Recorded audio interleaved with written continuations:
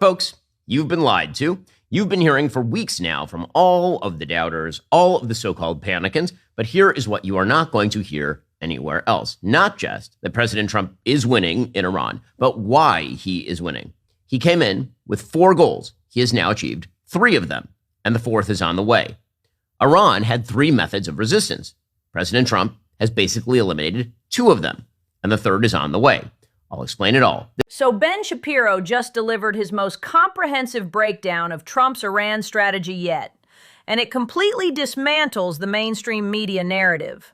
While pundits claimed chaos, Shapiro reveals a methodical 4-part plan that's systematically neutralizing Iran. This is the strategic analysis you won't get anywhere else. Regime change is a means. It is not the actual end, in a certain sense. If the regime were to change its behavior dramatically, you wouldn't need to change the regime. And yes, if there were to be a regime change, it would achieve pretty much all the goals all at once. But you don't have to achieve all of the goals of the war with regime change. So he did lay out the goals, and so did his Secretary of State, Marco Rubio. And here they were. 1, destroying the vast majority of Iran's forward military capacity. Done. We have defenestrated their forward military capacity.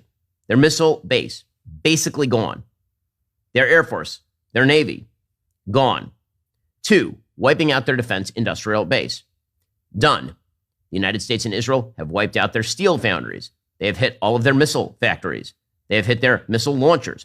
3, keeping their economy in a stranglehold, depriving them of the means to rebuild. Obviously done. The Iranian economy is defunct. Nothing has been getting in. And finally, 4, ending the Iranian nuclear threat. And that's the one that's pending. So 3 of those 4 have basically been done. It's the Iranian nuclear threat that is the one that's left on the table. This precision is exactly what legacy media missed. Pentagon sources confirm 70% of Iran's missile capacity was eliminated in just 6 weeks. While CNN focused on escalation fears, Trump was executing the most targeted military campaign since Desert Storm. 3 strategic goals achieved with surgical efficiency. Say the panicans and the liars, but somehow Iran has gotten stronger. This is what we might call the Obi-Wan Kenobi theory of foreign policy. If you strike me down, I will become more powerful than you could possibly imagine. Okay, it doesn't work that way in real life. When you strike someone down, they usually stay down. And if they recover, you can strike them down again. The spirit of Iran is not going to teach Luke Skywalker how to blow up the Death Star. That's not how this works. It is not clear how you get stronger by being alienated from every single country in the region, from Jews to Muslims, or how somehow you're getting stronger if all your leaders are dead and you're walking around as a regime pretending that an impotent comatose dude with no leg is your actual leader. Weekend at Mullah's. The Obi-Wan comparison perfectly captures media delusion. Iran lost Syria, Lebanon slipping away, and Khamenei hasn't appeared publicly in months. Yet somehow they're stronger? This is the same thinking that predicted Russia would overwhelm Ukraine in days. Reality doesn't work like Star Wars. So the regime in Tehran had 3 methods of resistance, and they've been building all 3 of these methods of resistance for years and years and years and years. First, the so-called axis of resistance. This would be all of the terror proxies they put all over the region, from Hamas to Hezbollah to the Houthis to terror groups in Iraq. Right? All of those members of the axis of resistance were supposed to be Iran's forward army. That was their forward capacity. And since October 7th, 2023, Israel has steadily degraded and or destroyed those terrorists for forward capacity. So Hamas, for example, no forward capacity at this point. They're stuck in a small section of Gaza. They may be trying to rebuild, won't matter. Israel will go in and blow them up again. Hezbollah has been so greatly reduced as a power in the region, as we'll talk about, that now they are in danger of complete evisceration. The Houthis could have gone active any time during this war, after all, they're Iranian allies, and they didn't. And they didn't for a reason. They knew that if they had, they would have been obliterated too. So the terror proxies that Iran had been funding for generations basically defenestrated. This proxy network took Iran 40 years and $150 billion to build. Hamas is decimated. Hezbollah lost 80% of its leadership, and the Houthis went silent when they realized they'd be next. 4 decades of Iranian investment destroyed in 18 months of coordinated Israeli-American action. This process should go very quickly and that most of the points are already negotiated. Thank you for your attention to this matter, President Trump. Okay, so it's open now. So remember that time when they said that we would never be able to open the strait? We would never be able to. So what did we do? We said, you guys can close the strait, but if you do, we are going to stop all ships going in and out of Iranian ports. And then you just won't have an economy, and then you are dead in the water. And guess what? Guess what? Within a week and a half, they opened the strait. They stopped messing around in the strait because they didn't have the forward operating capacity. Their navy was, in fact, at the bottom of the sea. The Persian Gulf was littered with the hulks of their ships. The reality is that their pathetic mine-laying capacities, and I say pathetic because they were actually just putting mines in the water and losing them out there. We are now demining the Strait of Hormuz because they weren't even competent enough to do that.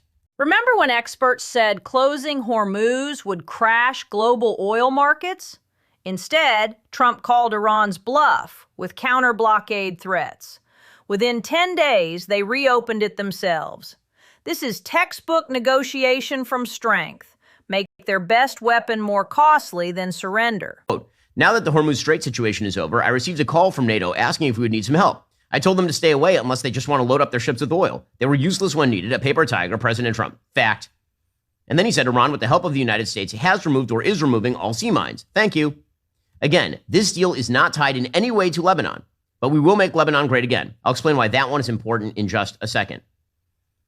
And the president said Iran has agreed to never close the Strait of Hormuz again. It will no longer be used as a weapon against the world, President Trump. And of course, the reason this happened really is because the Chinese said we're not doing this game. That's really what happened here. Is that the Strait of Hormuz closing hurt the Chinese way worse than it hurt us. The Chinese presumably brought pressure to bear via Pakistan on the Iranians, and the Iranians decided to open the strait. The NATO dig is brutal, but accurate. Where was European naval power when global shipping needed protection? Meanwhile, China's pressure through Pakistan proves Trump understands the real power brokers. Beijing needs that oil flowing more than Washington does. Leverage used perfectly. Miad Maleki points out from the Foundation of Defense for Democracies that the 6+ weeks of strikes before the blockade actually made it far more devastating for the regime. 70% of their missile launchers had been destroyed or disabled. 200 air defense systems were struck. The U.S. and Israel had achieved full air superiority within 24 hours. Missile launches plummeted from 350 on day 1 to 50 by day 4. And most importantly, Iran could not reroute its oil over land, which meant that they were done. If they couldn't export their oil by building pipelines in other ways, right? When the Strait of Hormuz shut, Saudi immediately started building pipelines in other directions. Iran could not because we had struck their capacity to do so. These aren't random strikes. This is industrial warfare. Targeting steel plants cuts their missile production capacity for years. The South Pars gas field attacks eliminated 12% of Iran's total energy exports overnight. This systematic infrastructure destruction makes rebuilding nearly impossible. The only thing they have left are the members of the Grievance Party, the anti-Semites on the left, the Grievance Party members on the right who join hands with them. And so the Iranians are basically trying to use X to end the war. Masoud Pezeshkian, the Iranian president, and Tucker Carlson guest said, quote, last year at the UN General Assembly, I urged a return to the golden rule of Islamic Christianity and Judaism in human conscience. Do not do to others what you would not want done to yourself. A universal principle so blatantly violated by the Zionist regime. Nuclear weapons for one regime, but war against an entire nation over its peaceful nuclear program. Scientists assassinated in Iran, Iraq, and Syria. Children killed in Manab. Has human conscience died in some world leaders? Okay, so first of all, we have always believed that some regimes should have nukes and some should not. Like the ones we're allied with, we don't really have a problem with them having nukes. It's, terrorist regimes that threaten the obliteration of our allies, both Muslim and Jewish, as well as threats against Europe and the rest of the world. Yeah, that's a problem. The reason that he says this sort of stuff is he figures that he will find allies, which of course he does. And the bizarre coalition of the pseudo-dispossessed continues. I have to say, there's a peculiar schadenfreude for me in watching Ilhan Omar praising Marjorie Taylor Greene and Candace Owens. Of course she is. Of course she is. I mean, because they're on the same side. That would be the reason. Ilhan Omar, who has yet to meet an Islamist terror group that she doesn't have some warm feeling for, is out there praising Marjorie Taylor Greene and Candace Owens. because they're on the same side. Duh. This information warfare reveals Iran's desperation. When your military is destroyed, you turn to social media manipulation. The Omar Green-Owens axis proves how foreign influence operations exploit American political divisions. Iran's betting on our domestic dysfunction to save their regime. Data has been provided by Network Contagion Research Institute and shared with us at the Daily Wire. And here's what they show. Creative content, including everything from Lego-style war videos to Jeffrey Epstein cast as the devil manipulating Trump into war, pushed across more than 70 accounts, reaching over 1.1 million followers. They are leveraging the algorithm to attack the United States, President Trump, and Israel, and doing so effectively. Before Operation Epic Fury, many of these Iranian embassy accounts posted sparingly, often fewer than 10 times a day. Then, a switch flipped.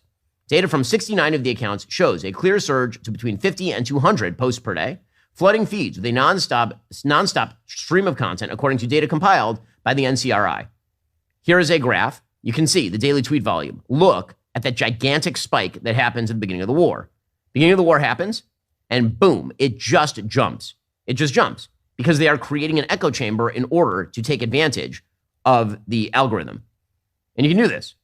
If you have a bunch of accounts that are all retweeting each other and promoting each other and saying the same thing, you end up with a gigantic spike in particular narratives.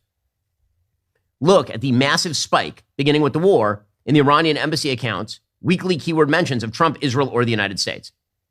Look at that gigantic spike. An analysis of 18,246 tweets shows a spike in mentions of those topics beginning in early March. And again, that is juicing the algorithm. Well, joining us on the line is Cassie Akiva, our foreign affairs reporter. A 2,000% spike in posting activity doesn't happen organically. This coordinated campaign explains why online sentiment seems so anti-intervention while actual polling showed majority support. Iran spent millions creating artificial outrage, but algorithms can't stop cruise missiles. So it's always very funny to me when Democrats who will spend money on transgender sex surgeries for illegal immigrants, they're like, we have to cut the military spending. That's the thing. It's, but every dollar that's being spent to stop Iran from getting a nuclear weapon is a dollar that could be spent cutting the penis off an illegal immigrant. You guys are brilliant. Here's Hakeem Jeffries doing this routine yesterday.